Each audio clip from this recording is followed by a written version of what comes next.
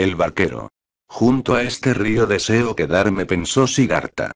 Es el mismo por el que un amable barquero me condujo al camino de los humanos, de los niños. Me dirigiré a su vivienda. Desde su choza me encaminó entonces hacia una nueva vida, que ahora ya está vieja y muerta. Que mi nuevo camino también empiece desde allí. Observaba la corriente con cariño, su verde transparencia, sus ondas cristalinas, con dibujos llenos de misterio. Contempló las perlas claras que subían desde el fondo, las burbujas que flotaban en la superficie, el espejo del azul del cielo. El río también le miraba con sus 1000 ojos, verdes, blancos, ambarinos, celestes. Cuánto amaba aquella corriente.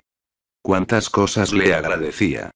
Desde el interior de su corazón escuchaba la voz que despertaba de nuevo y le decía: ama a este río. Quédate con él. Aprende de él. Oh, sí. Siddhartha quería aprender del río, deseaba escucharlo. Le parecía que el que comprendiera a esta corriente y sus secretos, también entendería muchas otras cosas, muchos secretos, todos los misterios. Hoy únicamente podía conocer un secreto del río, el que se apoderó de su alma. Se daba cuenta de que el agua corría y corría, siempre se deslizaba y, sin embargo, siempre se encontraba allí, en todo momento. Y no obstante, siempre era agua nueva. ¿Quién podía comprenderlo? Siddhartha, no. Tan solo tenía una vislumbre, escuchaba un recuerdo lejano, unas voces divinas. Siddhartha se levantó. El rugido del hambre en el estómago se hacía insoportable.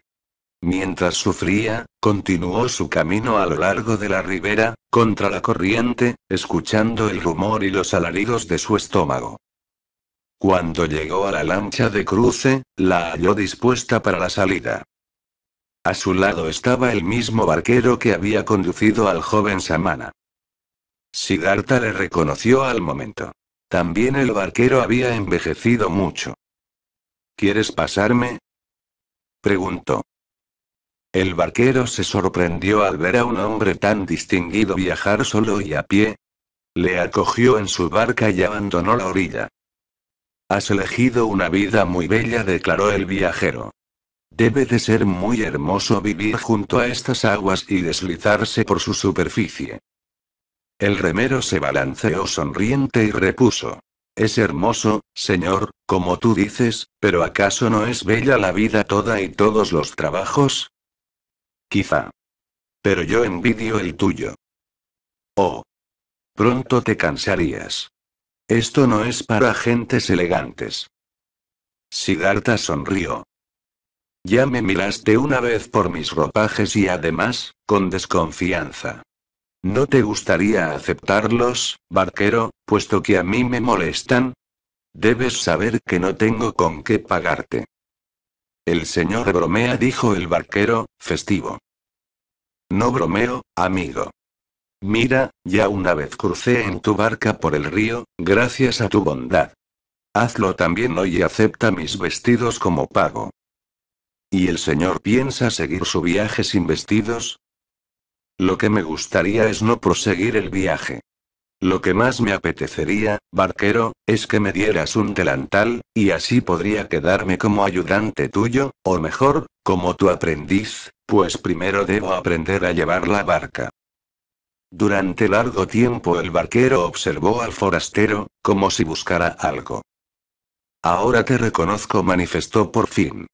En otra ocasión dormiste en mi choza, hace mucho tiempo, quizá más de 20 años. Yo te llevé al otro lado del río y nos despedimos como buenos amigos. ¿No fuiste un samana?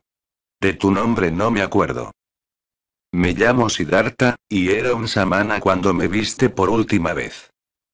Bienvenido seas, Siddhartha. Yo me llamo Vasudeva. Espero que también hoy seas mi invitado, que duermas en mi choza y me cuentes de dónde vienes y por qué te molestan tus elegantes ropas. Habían alcanzado el centro del río y Vasudeva tuvo que remar con más fuerza para ir contra la corriente. Su trabajo era tranquilo, y él bogaba con su mirada fija en la proa de la barca, con sus brazos curtidos.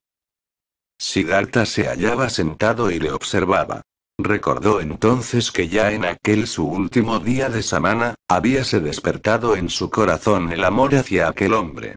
Agradecido aceptó la invitación de Vasudeva. Cuando llegaron a la orilla le ayudó a atar la barca en los postes. Después el barquero le invitó a entrar en la cabaña y le ofreció pan y agua. Siddhartha lo comió con gusto, como también los frutos del mango, que le ofreció el barquero.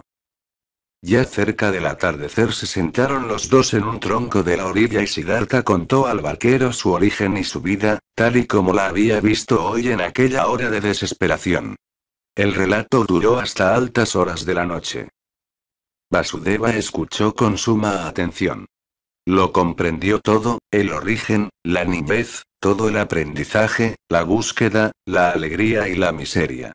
Entre las muchas virtudes del barquero, destacaba la de saber escuchar como pocas personas.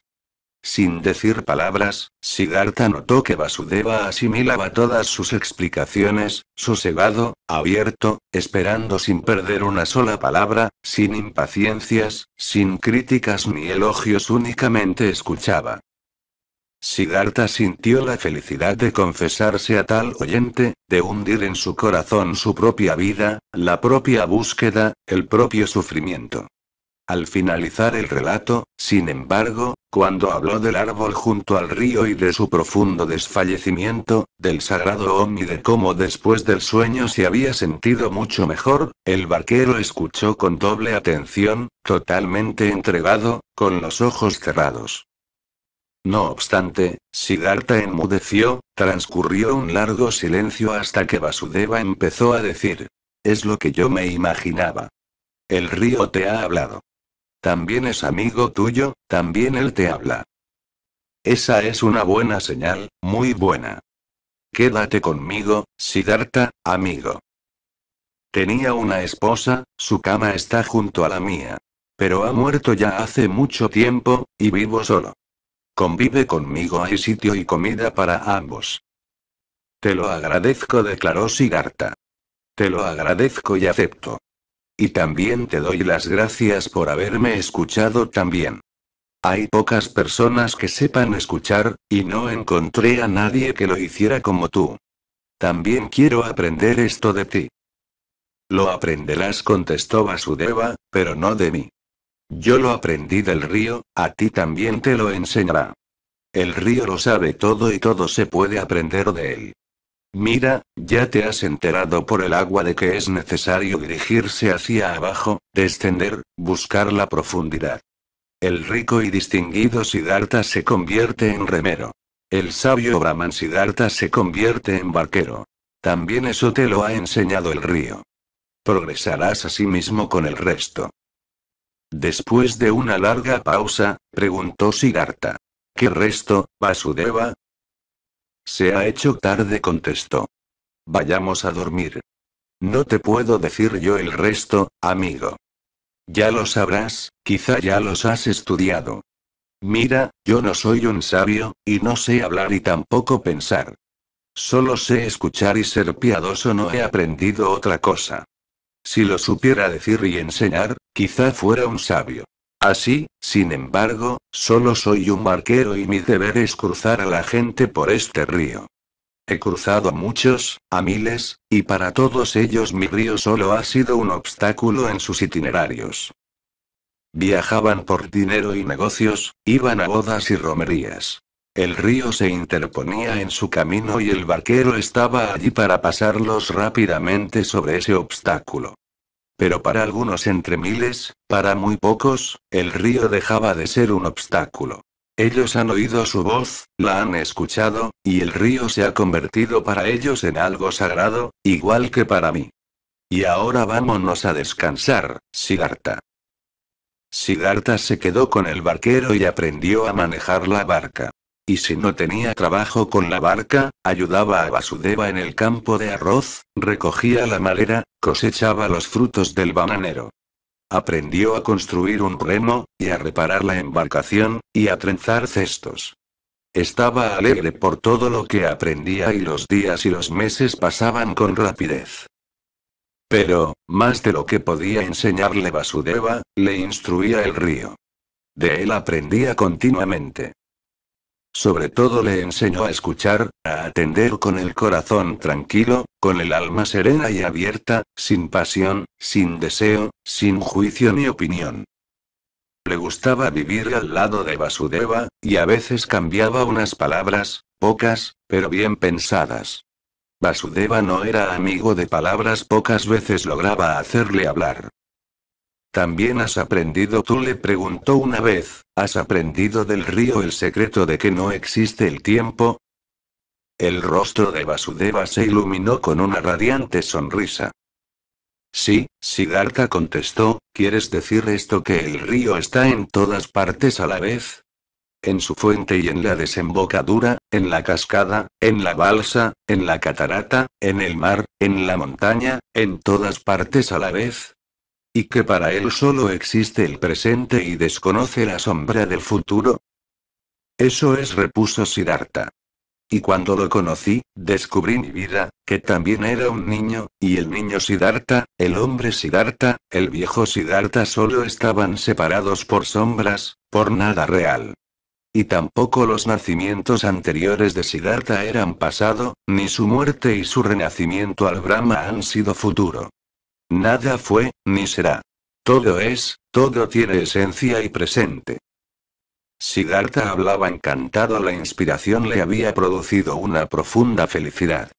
Mas, ¿no era tiempo todo el sufrimiento? ¿No era todo el temor y tortura, el tiempo? ¿No se superaba y alejaba todo lo difícil y hostil en el mundo, si se superaba el tiempo, si se lo anulaba? Había hablado gozoso. Pero Vasudeva le sonrió con el rostro iluminado e hizo un gesto de afirmación. En silencio pasó su mano por el hombro de Siddhartha y regresó a su trabajo. Y otra vez, cuando en la estación de las lluvias el río crecía y el rugido aumentaba poderoso, manifestó Siddhartha. ¿Verdad, amigo, que el río tiene muchas, muchísimas, voces? No posee la voz de un rey y de un guerrero, la de un toro y la de un pájaro nocturno, la de una pantera y la de un hombre que suspira, y otras voces más. Así es, declaró Vasudeva. Todas las voces de la creación están en el río. ¿Y puedes descifrar lo que dicen?, continuó Siddhartha, cuando oye sus 10.000 tonos a la vez. El rostro de Vasudeva sonreía feliz, se inclinó hacia Siddhartha y le dijo al oído lo que el sagrado Om le había comunicado, lo mismo que antes había dicho a Siddhartha. La sonrisa de Siddhartha se parecía cada vez más a la del barquero. Era casi igual de brillante, expresaba casi la misma felicidad, brillaba igual en sus 1000 pequeñas arrugas. Era equivalente en inocencia y en madurez. Muchos de los viajeros, al ver a los dos barqueros, los tenían por hermanos. A menudo se sentaban por la noche en el tronco, junto a la orilla. En silencio escuchaban el susurro del agua, que para ellos ya no era la corriente, sino la voz de la vida, de la existencia, de lo que siempre será. Y a veces ocurría que al escuchar ambos al río, pensaban en las mismas cosas, en una conversación de anteayer, en un viajero cuya cara y destino les interesaba, en la muerte, en su niñez. Y los dos, en el mismo instante que habían escuchado del río algo bueno, se miraban mutuamente, pensando ambos exactamente igual, se sentían felices ante la misma contestación por idéntica pregunta. Algunos de los viajeros percibían que de la barca y de los barqueros emanaba algo especial. A veces ocurría que un viajero, después de haber observado la cara de los barqueros, empezaba a narrar su vida, sus pesares, confesaba sus pecados y terminaba pidiendo consuelo y consejo. En otras ocasiones, les pedían permiso para quedarse una noche con ellos y así poder escuchar la voz del río. También sucedía que llegaban curiosos a los que les habían contado que en ese lugar vivían dos sabios, o magos, o santos. Los curiosos preguntaban entonces, pero no recibían ninguna contestación. Y tampoco encontraban que fueran magos ni sabios, y solo hallaban a dos ancianos amables, que parecían mudos, extraños y seniles. Los curiosos se reían y comentaban entre sí la buena fe y la necedad de la plebe, que propagaba rumores sin fundamento. Los años pasaban y nadie se entretenía en contarlos. Un día llegaron unos monjes, discípulos de Gotama, del Buda, y pidieron que les cruzaran a la otra orilla del río. Los barqueros se enteraron por ellos que les había llegado la noticia de que el majestuoso estaba enfermo de gravedad y pronto moriría su última muerte humana, para entrar en la redención. No pasó mucho tiempo, y llegó un nuevo grupo de monjes hasta la barca, y otro, y monjes y viajeros no hablaban de otra cosa sino de Gotama y su próxima muerte. De todas partes llegaba la gente atraída como por arte de magia, para presenciar la muerte del gran Buda, como si se tratara de ir a una campaña o a la coronación de un rey. Todos dirigían sus pasos hacia el lugar en donde debería suceder algo prodigioso, donde el más perfecto de ese tiempo debía entrar en la gloria. Durante esos días, Siddhartha pensaba frecuentemente en el moribundo, en el gran profesor cuya voz había avisado a los pueblos, había despertado a millares de gentes. En ese tono que también escuchó Siddhartha, igual que contempló su sagrado rostro. Pensaba en él como en un viejo amigo, veía el camino de perfección ante sus ojos, y sonriendo recordaba las palabras que de joven había dirigido al majestuoso. Ahora le parecían términos orgullosos e impertinentes, los recordaba sonriente. Hacía ya mucho que no se sentía separado de Gotama, cuya doctrina no había querido aceptar. No, el que realmente quiere encontrar, y por ello busca, no puede aceptar ninguna doctrina. Pero el que ha encontrado, ya puede aceptar cualquier doctrina, cualquier camino u objetivo. A este ya no le separa nada de los miles restantes que viven en lo eterno, que respiran lo divino. Uno de esos días, cuando tantos peregrinaban hacia el Buda moribundo, también lo hizo Kamala, que en otros tiempos fue la más bella cortesana. Hacía ya tiempo que se había retirado de su vida anterior. Había regalado su jardín a los monjes de Gotama, se había refugiado en su doctrina y pertenecía al número de las amigas y bienhechoras de los peregrinos. Junto con el pequeño Siddhartha, su hijo, se había puesto en camino al recibir la noticia de la próxima muerte de Gotama. Iba a pie y vestida con sencillez. Con su chiquillo andaba por la orilla del río. Pero el niño se cansó pronto, quería regresar, descansar, comer. Estaba impaciente y lloriqueaba. Kamala tuvo que detenerse varias veces, el pequeño se hallaba acostumbrado a imponer su voluntad, y Kamala debía darle comida y consuelo. El niño no comprendía por qué tenía que hacer aquella penosa y triste peregrinación con su madre, hacia un lugar desconocido, hacia un hombre extraño, pero que era un santo y se estaba muriendo. ¿Qué le importaba al chiquillo que se muriera? Los peregrinos no se hallaban lejos de la barca de Vasudeva cuando el pequeño Siddhartha obligó a descansar otra vez a su madre. También Kamala se encontraba fatigada, y mientras el muchacho se comía un plátano, sentóse ella en el suelo, cerró un poco los ojos y se dispuso a descansar. Pero de improviso, Kamala lanzó un grito de dolor. El muchacho la miró asustado y vio cómo las mejillas de su madre estaban pálidas de horror. Debajo de su vestido asomó una pequeña serpiente negra, que acababa de morder a Kamala. Los dos juntos echaron a correr en busca de otros seres humanos, y pronto llegaron cerca de la barca. Allí se desplomó Kamala, pues no pudo continuar en pie. El niño abrazó y besó a su madre mientras no cesaba de gritar. También Kamala pidió socorro hasta que sus gritos llegaron a oídos de Vasudeva, que se encontraba junto a la barca. Se les acercó rápidamente, cogió a la mujer entre sus brazos y la llevó a la barca, mientras el pequeño corría a su lado. Pronto llegaron a la choza donde se encontraba Siddhartha encendiendo el fuego de la cocina. Levantó la vista y lo primero que vio fue al niño, que le recordaba de una manera extraña cosas pasadas.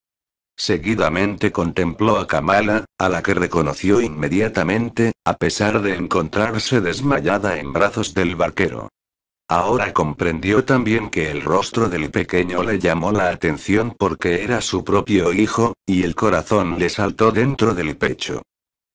Lavaron la herida de Kamala, pero ya estaba negra, el vientre de la mujer se había hinchado. Le dieron a beber una tisana.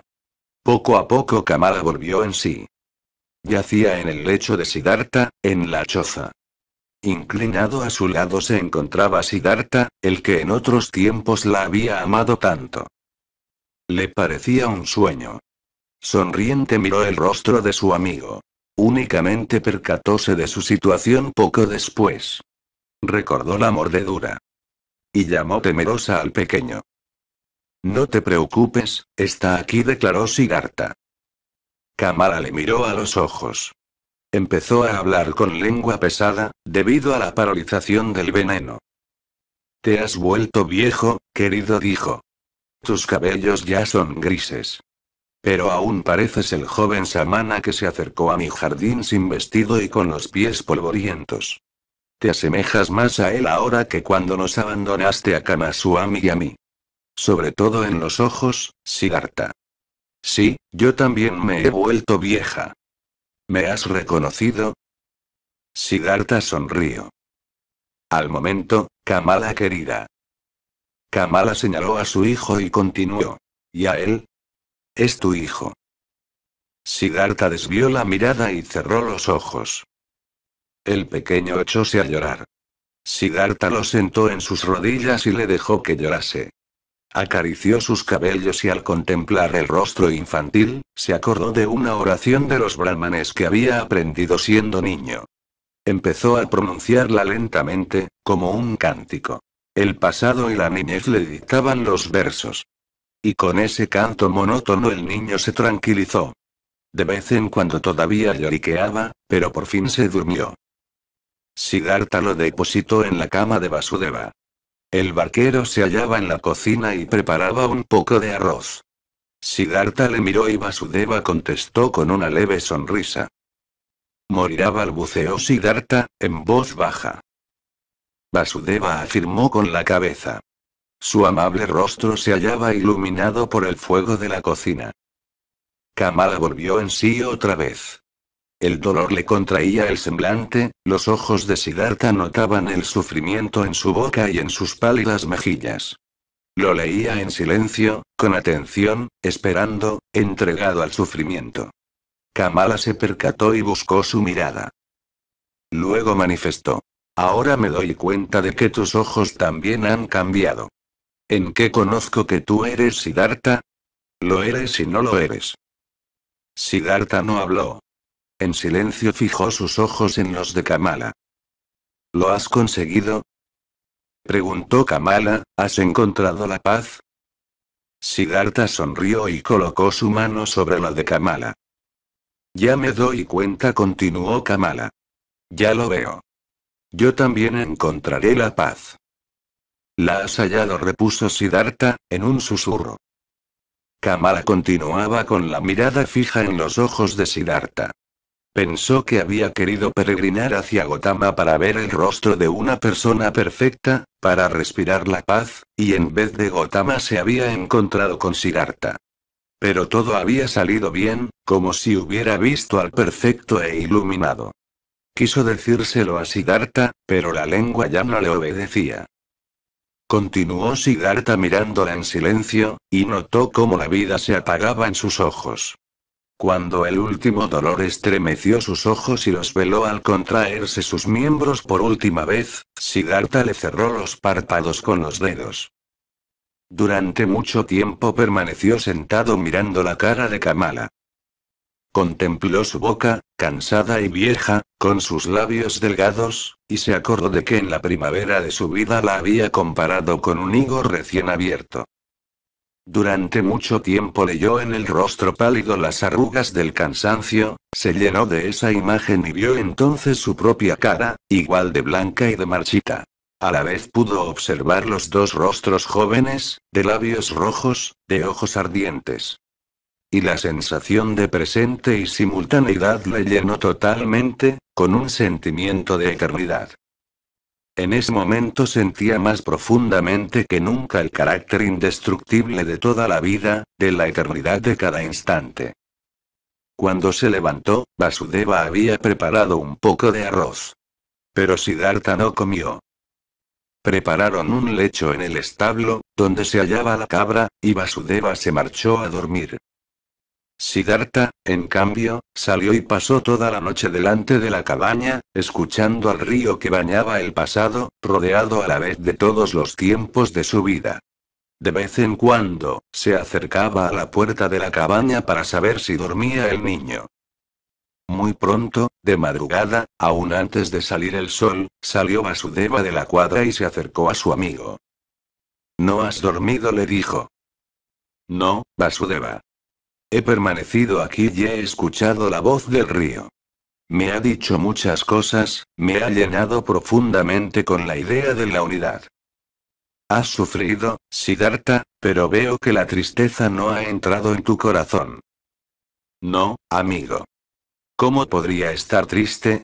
Yo, que he sido rico y feliz, ahora lo soy todavía más. Me han regalado a mi hijo.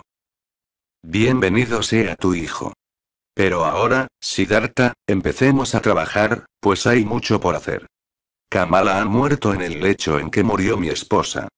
También haremos fuego en la misma colina en que encendí la hoguera para mi mujer.